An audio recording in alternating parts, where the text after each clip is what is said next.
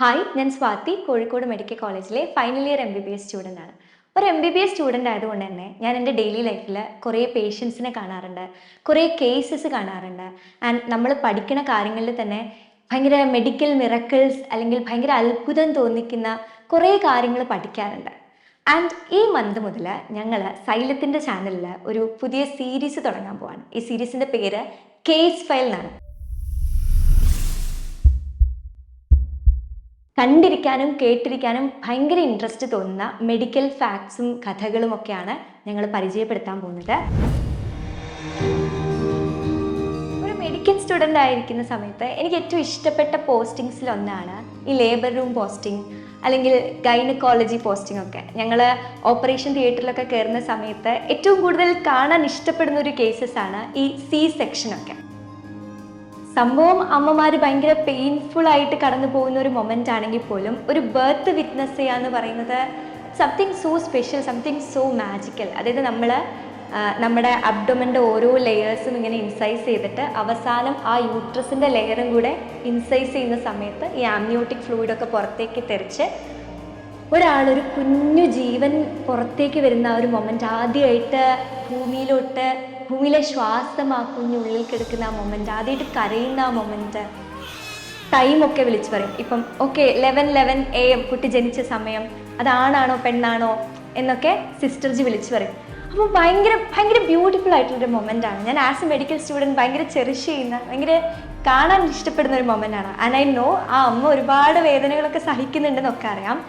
Anyways, ഞാൻ പറഞ്ഞു തരാൻ പോകുന്ന കഥ ഇങ്ങനെ 2010 മെയ് 12 ഒരു ഹോസ്പിറ്റലിലെ ലേബർ റൂമിൽ ഒരു കുഞ്ഞു ജനിച്ചു. ആൻഡ് ജനിച്ച സമയത്ത് തന്നെ നമ്മുടെ സിസ്റ്റർജി സമയവും അതുപോലെ തന്നെ കുഞ്ഞാണാണോ പെണ്ണാണോ എന്നൊക്കെ വിളിച്ചു പറഞ്ഞു. ആ കുഞ്ഞൊരു പെൺകുട്ടിയായിരുന്നു. കാണാൻ ഭയങ്കര ബ്യൂട്ടിഫുൾ ആയിട്ടുള്ള, നമുക്കൊക്കെ ഭയങ്കര ഓമനത്വം തോന്നുന്ന ഒരു കുഞ്ഞു മോളായിരുന്നു അന്ന് ജനിച്ചത്.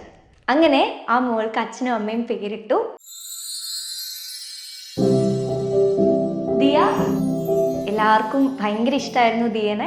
ഭയങ്കര ബ്യൂട്ടിഫുൾ ആയിട്ട് അവൾ വളരാൻ തുടങ്ങി, നന്നായിട്ട് കാര്യങ്ങൾ പഠിക്കാൻ തുടങ്ങി, ഓടാൻ തുടങ്ങി, ചാടാൻ തുടങ്ങി. അങ്ങനെ കുഞ്ഞു ദിയ സ്കൂളിൽ പോയി LP UP ക്ലാസ്സൊക്കെ കഴിഞ്ഞ് അവൾ ഹൈസ്കൂളിലെത്തി.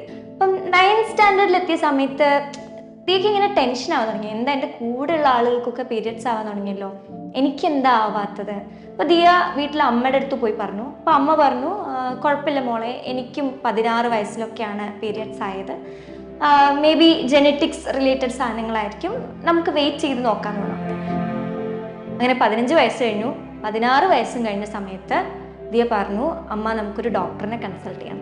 അങ്ങനെ ഡോക്ടറിനെ കൺസൾട്ട് ചെയ്യാൻ പോയി. അപ്പോൾ ഡോക്ടർ ദിയനെ കണ്ട സമയത്ത് തന്നെ ഷീസ് പെർഫെക്റ്റ്ലി ഓക്കെ, ഭയങ്കര ബ്യൂട്ടിഫുൾ ആയിട്ടുള്ളൊരു ഗേളാണ്, എല്ലാം കൊണ്ടും ഷീസ് ലൈക്ക് ടോട്ടലി ഓക്കെ, പ്രശ്നങ്ങളൊന്നും തോന്നുന്നില്ല. അപ്പം ഡോക്ടർ പറഞ്ഞു, കുഴപ്പമില്ല, നമുക്ക് കുറച്ചുകൂടെ വെയിറ്റ് ചെയ്ത് നോക്കാം, ചില കുട്ടികൾക്ക് 16-17 വയസ്സൊക്കെ കഴിയാറുണ്ട് പീരിയഡ്സ് ആവാൻ വേണ്ടിയിട്ട്, നമുക്കൊന്നുകൂടെ ഒന്ന് നോക്കാമെന്ന് പറഞ്ഞു. പീരിയഡ്സ് ആവുന്നില്ല എന്നുള്ളൊരു പ്രശ്നം ഒഴിച്ചാൽ ബാക്കി ഒരു പ്രശ്നവും ഇല്ല എന്ന് നിങ്ങൾ മനസ്സിലാക്കണം കേട്ടോ.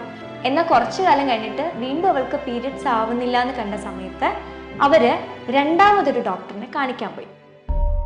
അങ്ങനെ രണ്ടാമത്തെ ഡോക്ടറെ കാണിക്കാൻ പോയ സമയത്ത് ഡോക്ടർ ദിയ പറഞ്ഞ കാര്യങ്ങളൊക്കെ ശ്രദ്ധിച്ച് കേട്ടു, അമ്മ പറഞ്ഞ കാര്യങ്ങളൊക്കെ കേട്ടു. ആൻഡ് ഡോക്ടർ പറഞ്ഞു, നമുക്കൊന്ന് സ്കാൻ ചെയ്ത് നോക്കാം, ഒരു USG അൾട്രാസൗണ്ട് സ്കാൻ എടുത്ത് നോക്കാമെന്ന് പറഞ്ഞു. അങ്ങനെ അവർ ലാബിൽ പോയി. സ്കാൻ ചെയ്ത ലാബ് ടെക്നീഷ്യനില്ലേ, ആളിങ്ങനെ ദിയയുടെ USG സ്കാൻ റിപ്പോർട്ടിൽ ഇങ്ങനെ നോക്കി നിൽക്കുകയാണ്. സംതിങ് ഈസ് മിസ്സിങ്, എന്തോ ഒരു പ്രശ്നം. അപ്പം പെട്ടെന്ന് തന്നെ ഈ ലാബ് ടെക്നീഷ്യൻ സ്കാനിങ് റിപ്പോർട്ടുമായിട്ട് ഡോക്ടറുടെ അടുത്ത് പോയി. ദിയയും അമ്മയും ആളുടെ കൂടെ പോയി. ഡോക്ടറും ഈ ഒരു സ്കാനിങ് റിപ്പോർട്ട് കണ്ട് ഞെട്ടിപ്പോയി. ഡോക്ടർ സസ്പെക്ട് ചെയ്ത തിങ് വാസ് ദെയർ.